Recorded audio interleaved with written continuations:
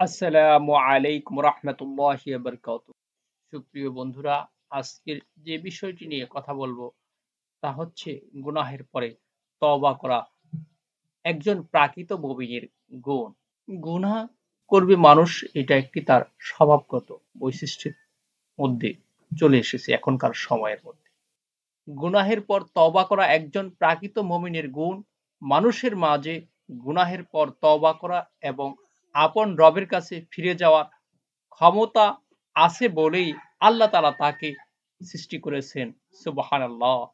এক হাদিসে হযরত মুহাম্মদুর রাসূলুল্লাহ সাল্লাল্লাহু আলাইহি ওয়াসাল্লাম বলেছেন, সেই মহান সত্তার কসম যার হাতে আমার জীবন, অর্থাৎ মহান আল্লাহ তাআলার কথা বলেছেন তিনি।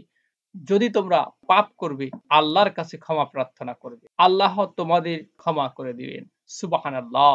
যারা পাপ করবে, নিশ্চিহ্ন করে দিয়ে তোমাদের পরিবর্তে এমন এক জাতি আনয়ন করবে যারা পাপ করবে এবং আল্লাহর কাছে ক্ষমা প্রার্থনা করবে। আর আল্লাহ তাদেরকে ক্ষমা করে দিবেন। সুবহানাল্লাহ। মুসলিম শরীফ ২৭৪৮ নম্বর